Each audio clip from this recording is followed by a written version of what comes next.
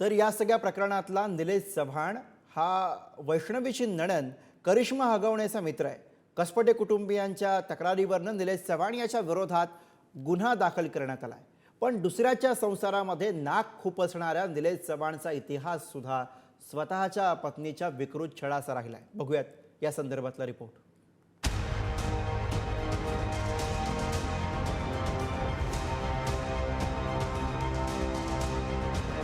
हगवणे कुटुंबातील सुनांच्या जाचाला आगलावी ननंद करिश्मासह तिचा मित्र निलेश चव्हाण कारणीभूत असल्याचं समोर आलंय।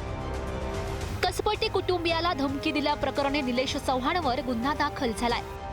दुसऱ्याच्या संसारात नाक खुपसणाऱ्या निलेश चव्हाणचा इतिहास देखील स्वतःच्या पत्नीच्या अमानुष छळाचा राहिलाय।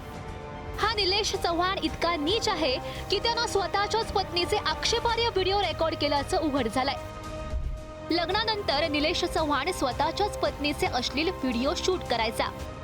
बेडरूमचा सिलिंग फॅन, एसीला स्पाय कॅमेरा लावल्याचं निलेशच्या पत्नीच्या निदर्शनास आलं। एकदा निलेशच्या पत्नीनं त्याचा लॅपटॉप उघडून पाहिल्यावर धक्कादायक बाब उघडकीस आली। लॅपटॉपमध्ये निलेश चव्हाण याचे इतर महिलांसोबतचे शरीर संबंधांचे व्हिडिओ सुद्धा होते। पत्नीनं याबाबत निलेश चव्हाणला जाब विचारल्यावर त्यानं ठार मारण्याची धमकी दिली। अखेर निलेशच्या पत्नीनं 14 जून 2022 मध्ये पोलिसात तक्रार नोंदवली आणि घर सोडलं।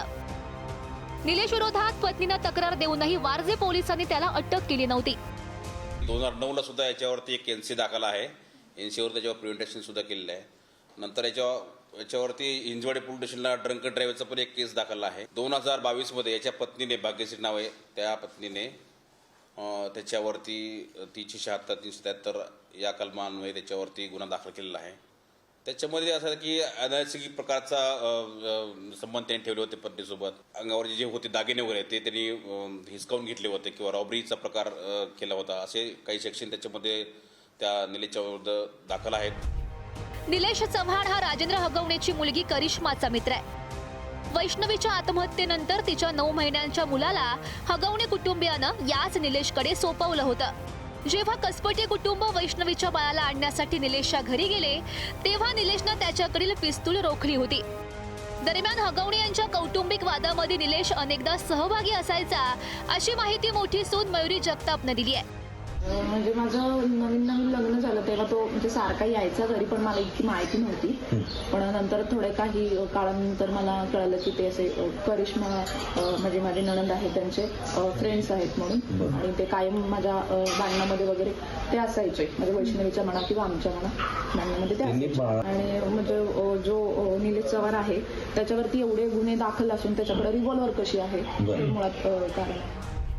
ननंद करिश्मा हगवणे ही मेन व्हिलन असल्याचं बोललं जात आहे। घरात पिंकीताई म्हणून ती ओळखली जाते। हगवणेंची मोठी सून मयुरी हिने सुद्धा करिश्मावर अनेक आरोप केलेत। विशेष म्हणजे या करिश्माचे खासदार सुनेत्रा पवार, सुप्रिया सुळे, मंत्री अदिती तटकरे यांच्यासोबतचे फोटो सुद्धा आहेत। करिश्मा ही राजेंद्र हगवणे यांची मोठी मुलगी। 35 वर्षीय करिश्मा अद्याप अविवाहित आहे। करिश्मा एक फॅशन डिझायनर आहे। तिचा लक्ष्मीतारा नावाचा एक ब्रँड आहे। कोथरूडमध्ये तिचं दुकान आहे। हगवणे कुटुंबातील सुनांबाबतचे निर्णय ती घ्यायची। करिश्मा सांगेल तीच पूर्व दिशा, अशी घरात परिस्थिती असल्याचं मयुरीनं सांगितलेलं होतं। काय माहिती म्हणजे त्या घरच्या लेकीला काय हवं होतं मला हे अजून पण कळलेलं नाहीये। आणि थोडक्यात पहिल्यांदा तर माझे लाड करत होते, तर ते तिला बघवलं नाही थोडक्यामध्ये। तर ते तिचे का लाड करता, मग तू तिला काय एवढी साथ देती वगैरे, मग तिला कशाला मोबाईल पाहिजे, मग तिला कशाला साडी पाहिजे, मग तू का केलं, तू का घेतलंस, याच्यावरून म्हणजे ती भांडायची आईसोबत। मग आई पण असं झालं की नाही, म्हणजे माझ्याशी बोलणं त्यांनी बंदच केलं नंतर, की पिंकुडीने सांगितलंय नाही बोलायचं म्हणून, ते पण नाही बोलायचं माझ्याशी। 2024 मध्ये मयुरी जगतापनं करिश्मासह हगवणे कुटुंबियांबाबत तक्रार दाखल केली होती। मात्र तेव्हाही पुणे पोलिसांनी याकडे दुर्लक्ष केलं।